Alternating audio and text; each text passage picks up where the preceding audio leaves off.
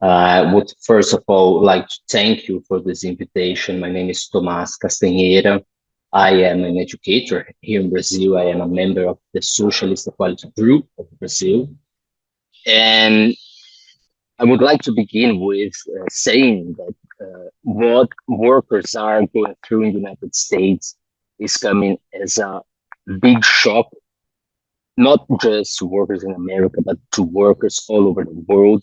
There's been a great political shift in the situation, and these massive attacks against the educations, the living conditions of the working class, and the basic democratic rights, they will wake up a powerful movement across every section of the working class, not just the United States, but they have a profound implication all over the world.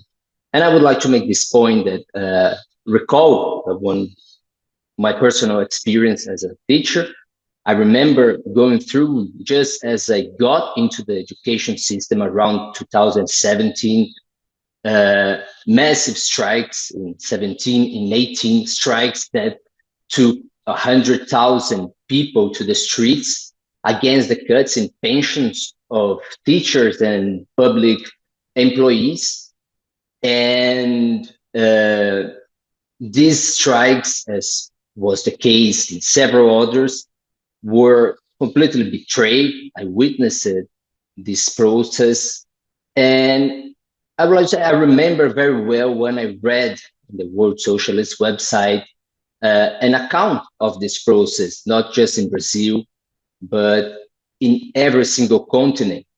And it was then that I understood that the movement that I went through and I was going through was actually part of a much broader uh, movement of educators all over the globe, which was an answer to what was a universal policy being implemented by capitalism that was gutting off social spending, that was promoting these pension cuts all over the world, that was going through those social reservoirs that they saw as what we call the pools of already extracted surplus value, which means that the capitalist system in crisis was just ripping off what the, the, the social rights of the working class in order to pay for its crisis. But the event of understanding what a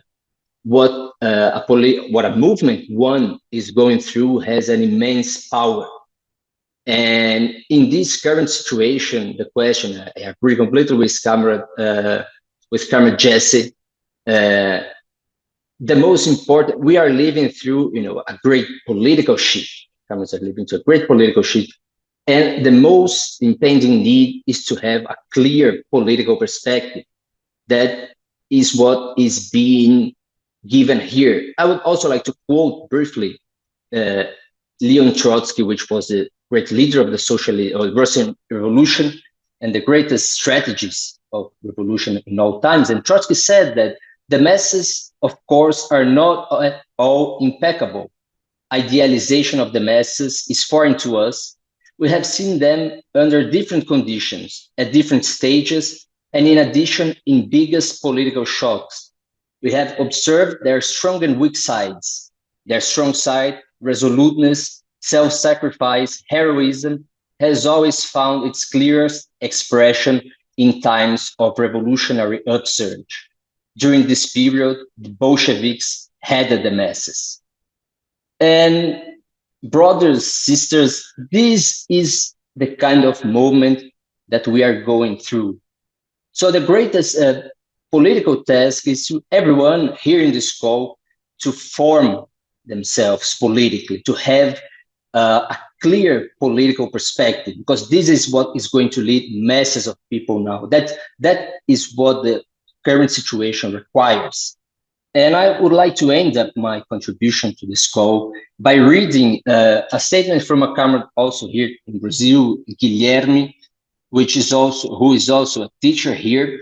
And I'll try to abbreviate a bit, but I think it makes a very important contribution to the to this call, in the sense that that it lays out the complete international character of the attacks being promoted in Brazil, in the United States, which have a profound impact and relation to the developments in Brazil itself. I'll try to make myself brief, but Comrade Guilherme wrote that in recent years, bipartisan attacks on public education in the United States have taken place with the same content and intensity as in Brazil and throughout Latin America.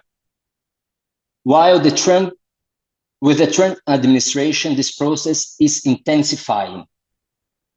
Trump came to power inspired by the government of Argentina's fascist president Javier Milei.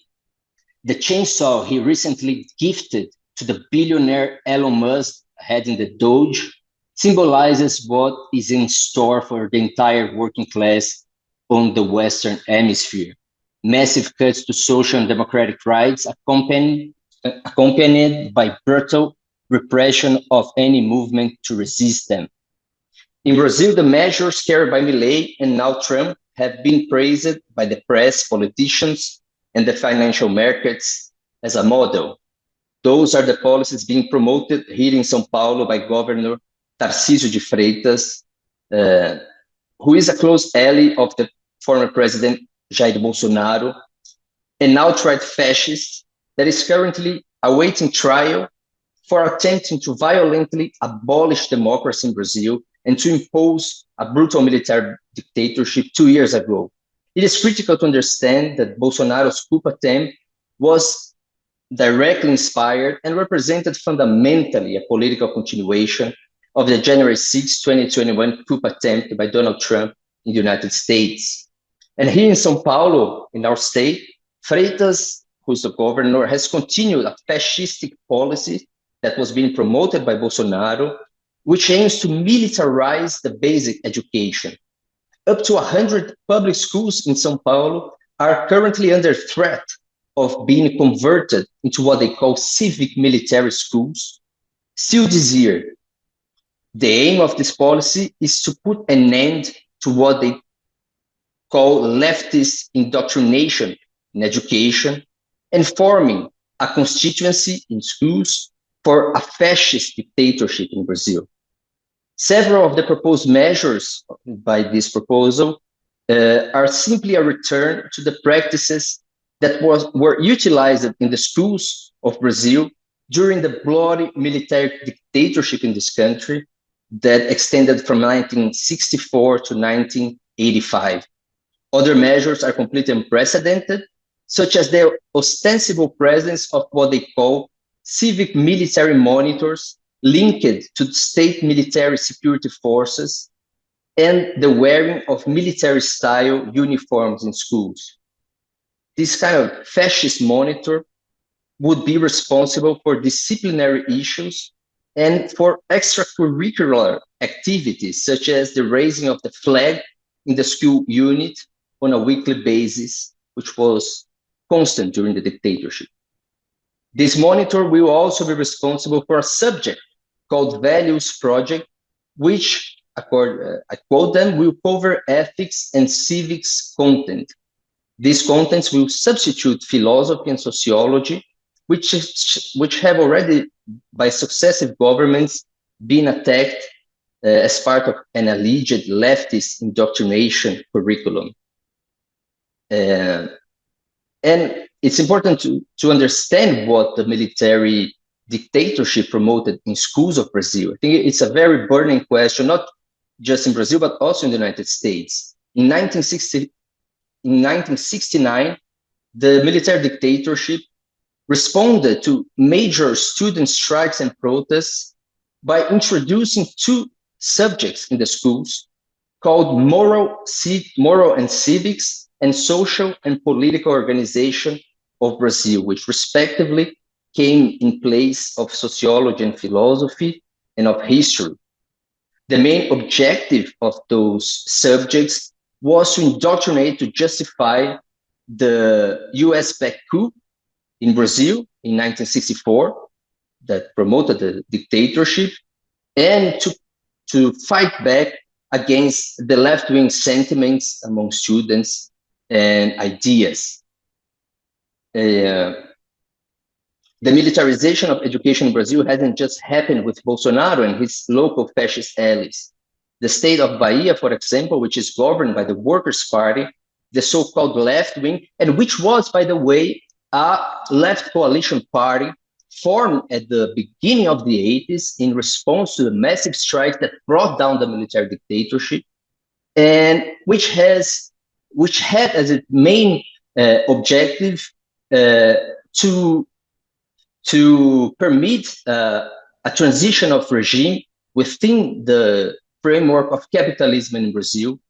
And it had the brightest red ideas, except for the takeover of power by the working class, for the destruction of the state by the working class. And now they have been brought to power.